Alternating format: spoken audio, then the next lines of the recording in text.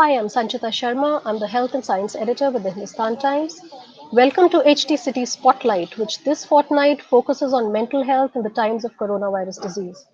I'm very happy to have with me renowned actor and mental health crusader Deepika Padukone and Dr. Anna Chandy of the Live, Love, Laugh Foundation that Deepika set up for mental health care in 2015. Deepika has shared compelling accounts of what she went through when she struggled and overcame depression. And she's going to give us tips on how to cope with all the uncertainties around coronavirus disease. So, Deepika, I'm going to start with you. Coronavirus disease has actually given us a new term, COVID anxiety, which is fed by the uncertainty that's driving us, and there's decreasing social support. Social isolation is keeping us away from our friends and loved ones. So, how do you deal with a situation like that? What do you personally do? When you're anxious? How do you sleep better at night? So, Sanchita, I think the initial couple of weeks was sort of the same for us, like it was for everyone, right? I mean, you're just kind of trying to, you're grappling with the situation, you're trying to understand what this is. And while people are saying it's a pandemic and that it's going to go on for a couple of months, there's just so much information thrown at you. You're really just trying to process all of it. And apart from that, with stories about the lockdown and having to stock up, etc., etc., I feel like everyone else, the first couple of days and weeks just sort of went into making sure that there was enough food and that we'd all be, just putting the processes in place, buying of the masks and the gloves and the sanitizers, and making sure that we're well stocked up. The thing that all of us had to do and were asked to do, combined with a lot of confusion, because it's in our lifetime we've never experienced something like this. um, and then it sort of reached a place where there was just too much information coming through. And I think Ranveer and I, and as a family, we all decided that we're just going to stop accessing too much news and too much information. We streamlined our sources of information, and saying that we would only look forward to, say, the Prime Minister's address maybe once in 2 weeks, just to sort of understand what the next 2 weeks were going to be about, and access only reliable sources of information. Um, and encouraged everyone around us to stop sending us forwards and things like that, because there was just too much information for no reason.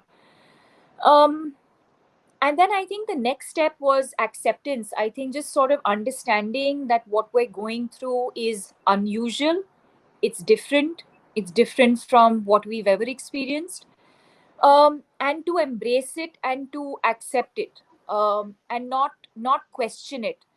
And um, and then I realized that sort of following a routine was working for me, um, which was basically dedicate a certain number of hours to work, dedicate a certain number of hours to exercise, um, FaceTiming or Zoom calling or whatever you want to call it with the family, staying in touch with family, just making sure everyone staying connected, basically with everyone around us, friends and family. Um, and I think in the initial a few weeks, I think that's what really helped. I think just following a routine, um, and doing the things that one usually doesn't get the time to do, or um, that one enjoys doing.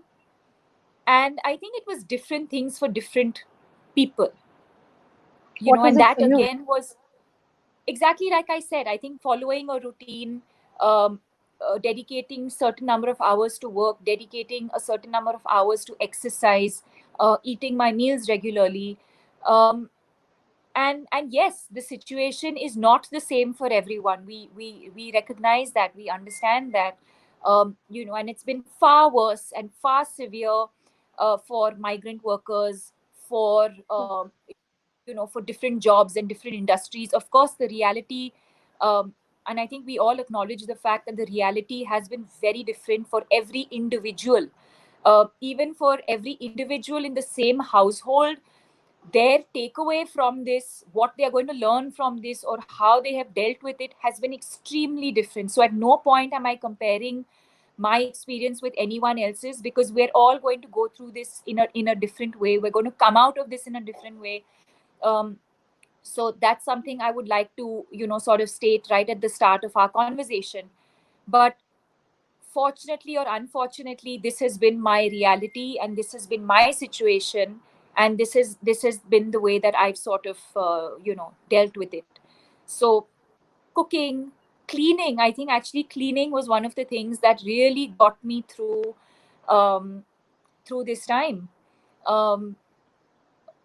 And segregating, labeling, and actually getting doing the things that I enjoy doing. That's really what I've spent my time doing. So what you really did was you took control of the things you could control around you, because you can't Yes, control the chaos outside, which is really an excellent way to absolutely. deal with. Otherwise, you feel you're drowning.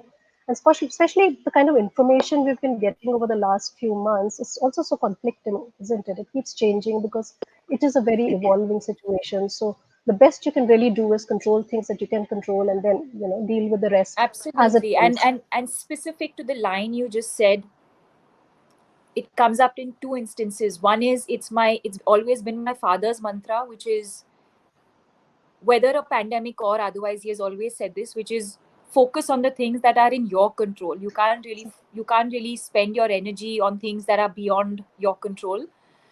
And I remember saying this to Ranveer, because he also had a lot of there was a lot of confusion in his head as well. And like I said, each individual is going to come out of this with a different takeaway or a different experience. And I remember saying to him that, and his mind started spiraling into how are we going to shoot and what's going to happen, and his mind was spiraling there. And I said, for now, all we can do is focus on the things that are in our control. And that's what we ended up doing. So I'm going to thanks. So I'm going to move to Anna now and basically ask you that, like she said, people deal with these things differently. You process it differently, and there's a lot of anxiety. And for a lot of people, again, it leads to other problems like depression. Very often, these phases are transient, but very often they stay. So, what are the signs? When should you seek help? When should you seek professional help? Because that's really important. Because most people tend to forget that mental health issues, it's a chronic condition. It, like diabetes, hypertension, like asthma. So, and but because of stigma, a lot of people keep away. So, what are the signs? When should you seek help? So, Sanchita, let me just first set the context. I think this experience of the pandemic and the lockdown has never happened. The last, in fact, globally was 1918 to 20, when the Spanish flu. But that was post-war, so it was a very different situation. Yeah, no, but you need People to were used to understand. disruption. Yeah, of course. Yeah, that's the last disruption. Now, you need to remember that when there's uncertainty, there is always loss.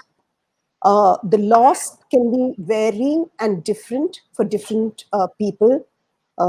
However, there's loss, and always with loss, there's grief.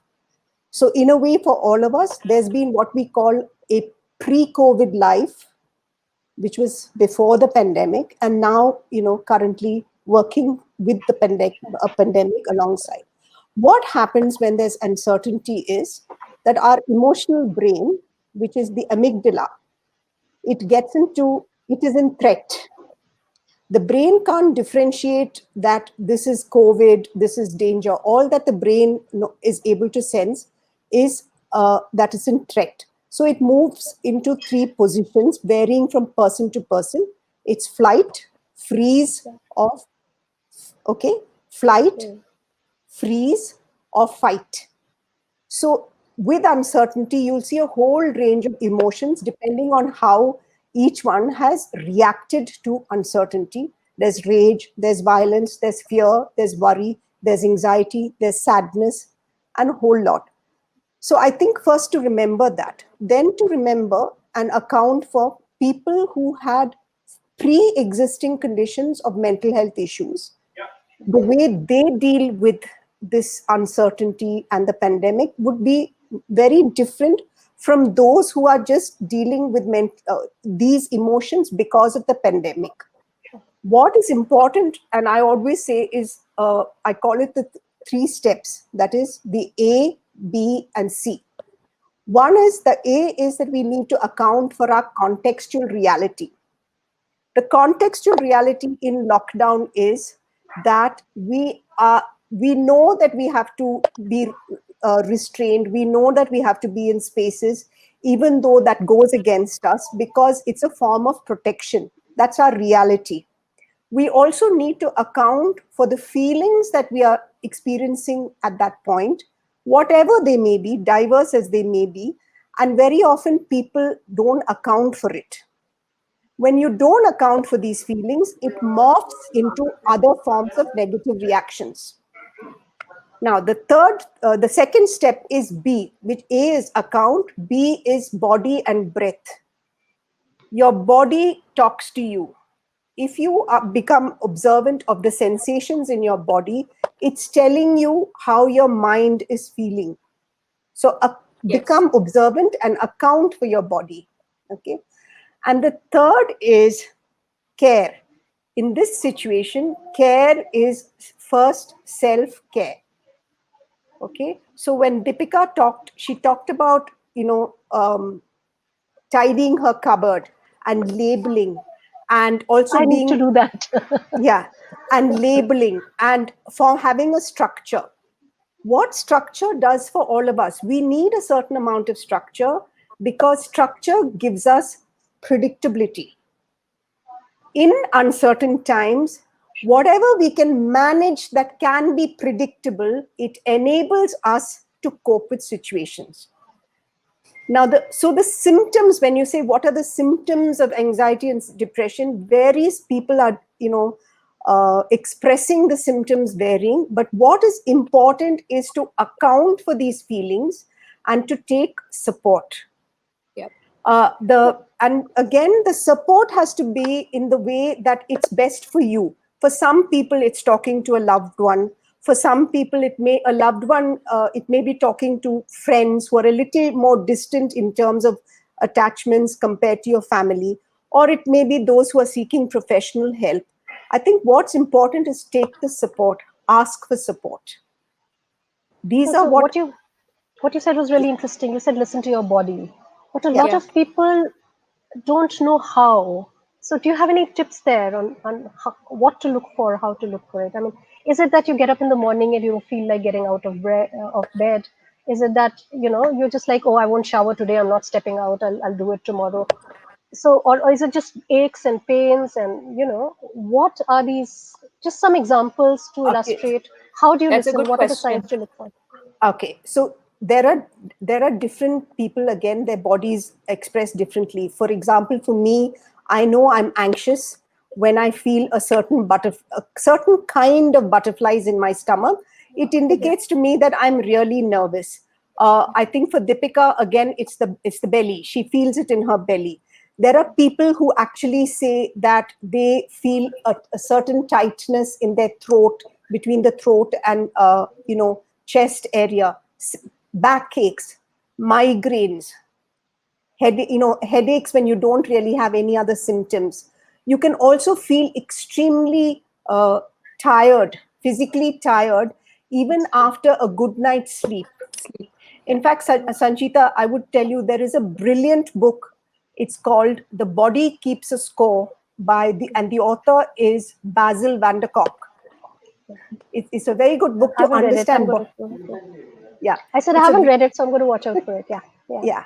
So that's some of the ways that you can understand that the body is talking.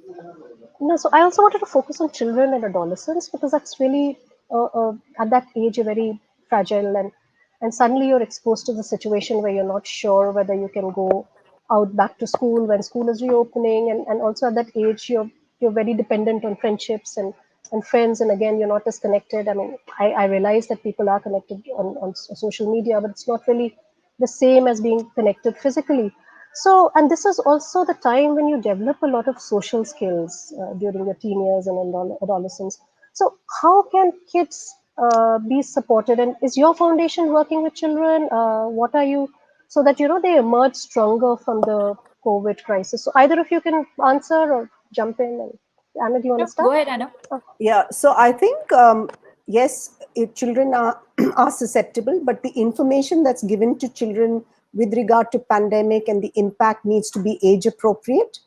So No, while but very everybody, often parents or adults are not sharing the information because with yeah, online the kind of access you have, so much conflicting information going around, so it becomes very difficult to so and so like control what they're seeing and watching and have access to. So yes. again, then watch, and it's really quite frightening, the kind of information going around. You kind of think, oh, we're all going to die, or we're all going to stay locked up forever. So So, yes, Sanchita, it is a difficult time, but what we need to actually keep in perspective is that parents themselves are anxious, and they are actually trying to deal with those anxieties because there are multiple issues they are sure. facing. That's their reality. So, out of that fear, the outcome of that fear is sometimes we tend to spill over onto children.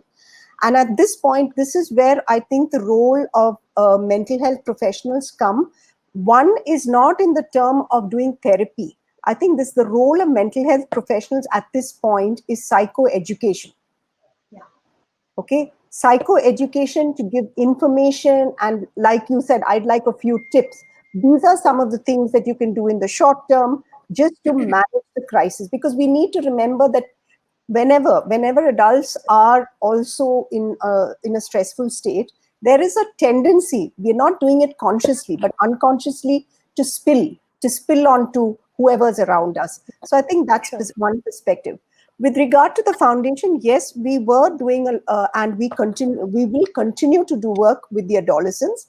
Having said that, Sanchita, this we are at a space where we are actually reinventing our program, and the reason being, um, while it's very easy to actually just say that we can migrate the whole program, which was before contact based, to virtual space, I think the foundation, especially because we are in this space of mental health, we need to account and be conscious and be sensitive that when these programs are delivered, it needs to be delivered in such a way that those who can access internet with uninterrupted internet supply, and those that actually are needed this education in the schoolroom. So we need to look at a multi-pronged approach where we can actually take care of the needs of those different groups.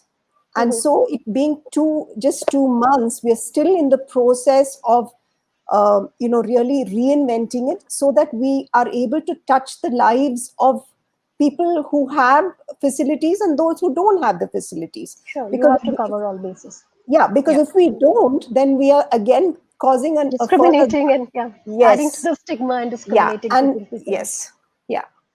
So, Deepika, do you have a message for young people, or to kind of help them emerge stronger from a crisis like this? Um, You could talk about your Again, experience and how, again, you deal with it, apart from cleaning yes. up. Yeah. Yes. I mean, again, like I said, I think the reality is very different for different people. And so, again, I'd like to state that I'm sharing some of the things that have worked for me, which is following a routine. For me, following a routine is extremely important. The thing about me is that even if I'm not following a routine, it goes into a compartment of, okay, today I am not following a routine. It's So like a again, weekend I off, don't know. right? It's like a weekend off at Yes. the end of a week. Yeah, you're taking a break Yes, from, so yeah. something like that. So even if it means saying, okay, I'm going to be extremely disciplined from Monday to Thursday or Monday to Friday, and on the weekend I'm going to sleep when I want to, I'm going to wake up when I want to. So and please, this is not something that happened right at the beginning of the, it's over a period of time you get more and more clarity about how you want to keep evolving in the current situation. And so it's so even the I'm that kind of person that even in the um what do you say, non-structure, there is a structure. Mhm. Yeah. You know, It's like so like I've dieting all told week and myself, eating. I've planned and decided that on these 2 days I'm going to not be structured, so that's also structure. Yeah. Yeah. If that mean in psychology, if that even means anything, I don't know, but in my mind I know that okay, from Monday to Thursday or Monday to Friday, these are the timings, this is when we're going to have dinner, this is the time we're going to go to sleep, this is what this is the time I'll wake up. When we do wake up, I dedicate the first half of the day to sort of just addressing home chores, and I use the second half of the day for whatever meetings and things that have to be addressed. Once the whole day is done, late evening is when we sort of exercise and work out. I think that's been an extremely important part of getting through a day.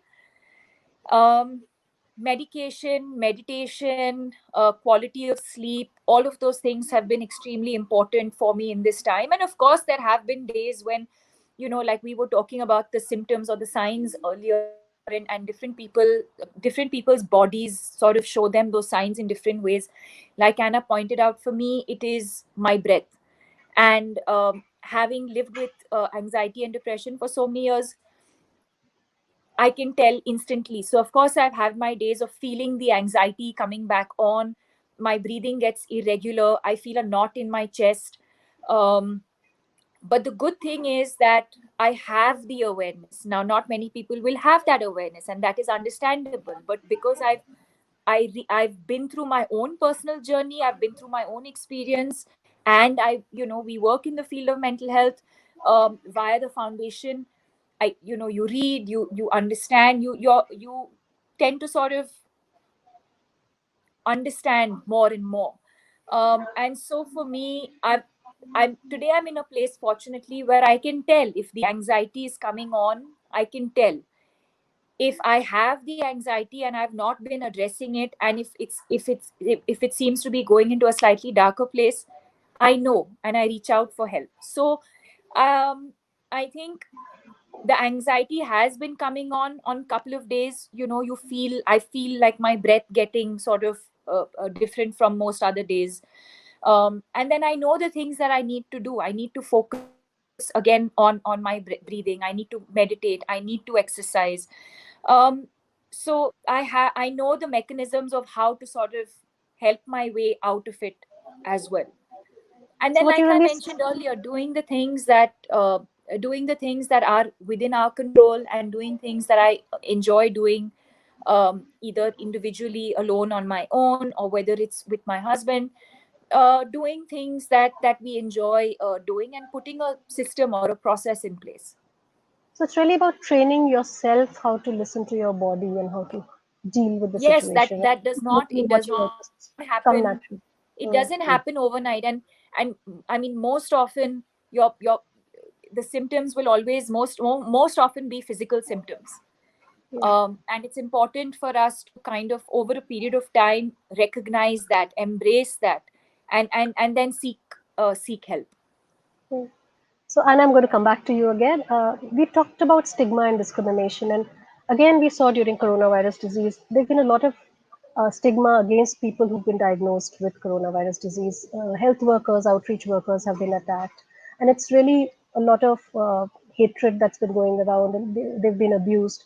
So, how can we as a society counter this stigmatization, this anger against people who are one either infected or those who are trying to actually help those who are infected?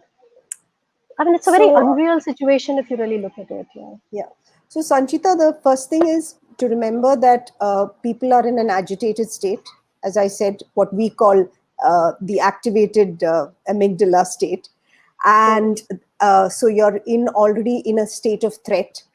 And then what happens is that you have the fear of, somebody either being a transmitter, or the fear of death, or of yourself or a loved one, or the impact of the virus. Now, if you look at that and you look at mental health issues and you look at the COVID virus, the common parts are they have stigma, they cross all barriers of economics, gender, geography, class, etc. And they come to you in a very inobtrusive way. You're not even aware that when you're being hit by it.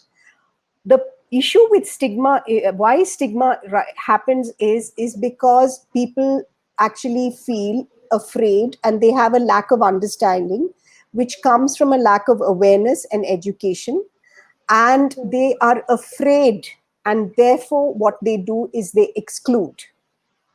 It's a very protective, it's a kind of a self survival protective way that stigma increases. Now what's important to understand for stigma to go is, stigma is always, there are broadly, we have three types of stigma in any form of discrimination. That is what we call institutionalized stigma. That's big organizations, they need to actually give adequate information so that they minimize institutionalized stigma. Personal stigma, which comes because I'm afraid of the labeling that I will receive. Whether, I've read stories where somebody says he's a COVID, as if that person is like a virus. He's not a virus. Yeah. And the third is what we call structural stigma, which is actually, is in communities. To minimize the stigma, I think, again, there has to be actively information, in three broad categories. One is information of the actual virus, information of how the virus, in terms of really how the virus is, what is dangerous, what is not dangerous. For example, it is dangerous, and we have evidence in this country, more for people who have comorbidities. Okay. And again, that information. And the third is, I think, and I'm putting it back, I think all of you in media, I think there needs to be a collaborative effort uh, with mental health people, with public health, and with civil society, about what the educative measures of this, because this is not just going to go, this is out of pure fear. And I think that's one of the things that we need to do. And if we don't do this, this is just going to snowball and increase. So Yeah, because you in must, a crisis like this, it's really important for us to get the right messages across, because there's so much absolutely, misinformation also going around. absolutely, and messages in the context of the messages also, because a message out of context can mean something totally different. That's You correct. know, Yeah. Yeah. yeah. Yep. So, Deepika, next question for you. So, do you think the world is going to emerge stronger post the pandemic, or, I mean, are you optimistic? Are you pessimistic? And what are the reasons for that? Or do you think we'll No, just kind of worry all our lives? no, I mean, I think at every stage, I think life always throws different things at all of us. And uh, personally, I'm always someone who's always embraced everything that comes my way, good, bad, ugly, whatever. I think the first step is to embrace, and I think uh, again, my personal way of dealing with situations has always been optimistic. Um, and so I do feel like there is a silver lining. I do feel like there is something good that is going to come out of this. Um, and at various levels, at a personal level, I think friends and family, I think in and even in the broader sense, even globally, I feel like that's just the kind of person I am. um, I always look at situations no matter how bad. And yes, I mean, I know it's been extremely severe and extremely hard on some people. um, but I think if I zoom out, um, if we zoom out of it and sort of, I definitely feel like we're going to evolve for sure. There is definitely going to be evolution. And at a personal level, I definitely feel like, there's definitely some learning, some silver lining in this. Some of us might realize it instantly, some of us might realize it some months or years down the line. But I'm always an optimist, and I really feel like there is something for all of us to learn from this, and that something good will come out of it.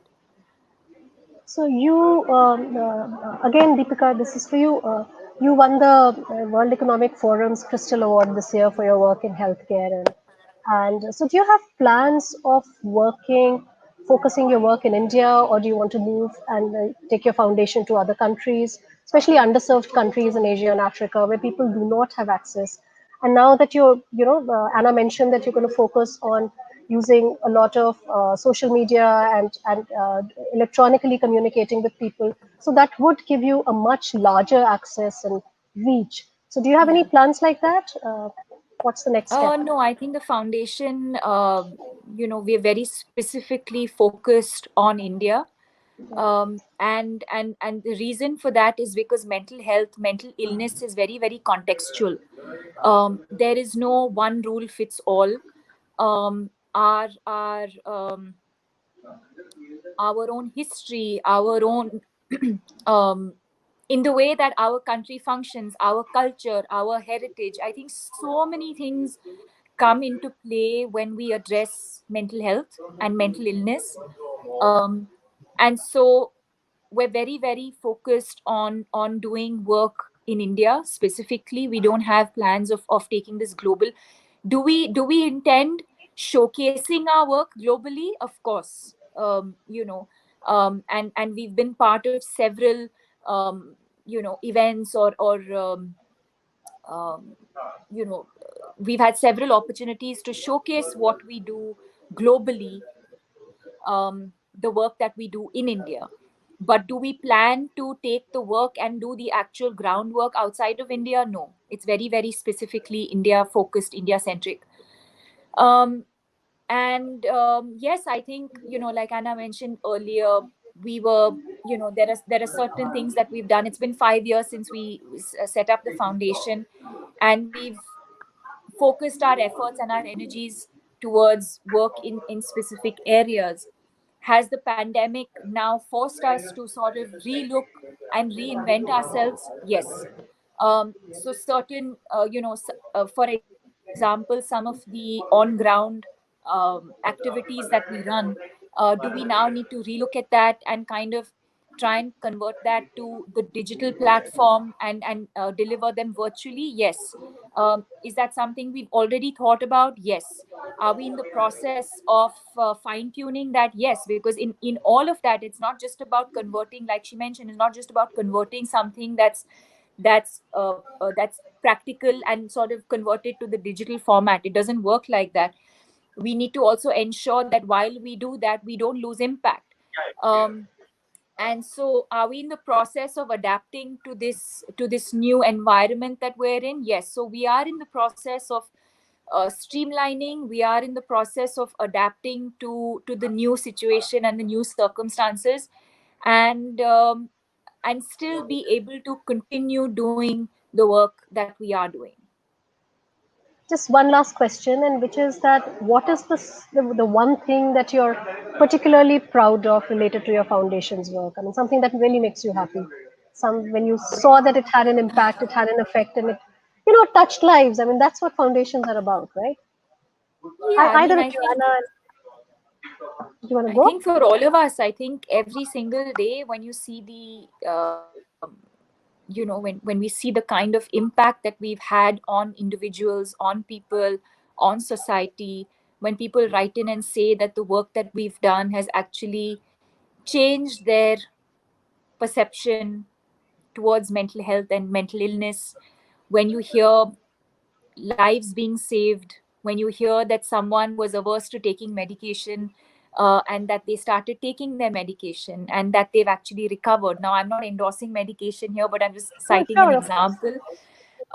When you hear someone who says, when you hear a young person say that, I always knew I needed to seek professional help, but their parents were not keen that they do that, because they're concerned about what other members might say, when they're concerned about what society might think of them. But after seeing the work that we've done at the foundation, that they've actually been able to sit their parents down or their family members down and explain to them that this can really happen to anybody. When you see that, when you're able to see tangibly the the fact that we've been able to change mindsets, the fact that people are today willing to seek help today, the fact that we're having this conversation with you, Sanchita, the fact that mental health or mental illness in a pandemic is being accounted for, I think all of these things really make us feel like we're on the right path and that we're on the right track. And the work that we've done has actually led to something. The intent with which we started out has actually unfolded in a way that we wished for it to, or that we envisaged. It's like watching a child grow up, right? Oh, So, absolutely. And the two yeah, people yeah. that you're talking to, Anna and Are the myself, parents. and none of this would have been possible for me. Anna was, everyone knows Anna is the first person I reached out to, and Yeah. she's sort of been on board this vision of bringing awareness, creating awareness about mental health and mental illness, destigmatizing mental illness. She and Dr. Sham have been sort of the backbone, and none of this would have been possible without the work that the team does on a daily basis. So, of course, I mean, 5 years on, and I think everyone And has had a growing. huge role and growing, and everyone has had a huge role to play in the work that we do. Thank you so You much. Thank also you, have Deepika. been a big champion of the work that we do. So thank No, you but for that. thank you, Deepika. Thank you, Anna. Thank you Yeah, for thank joining us you. at HTC Spotlight. Thanks, guys. Bye. Thank Thank you. you. Bye. Thank you. Bye. Bye-bye.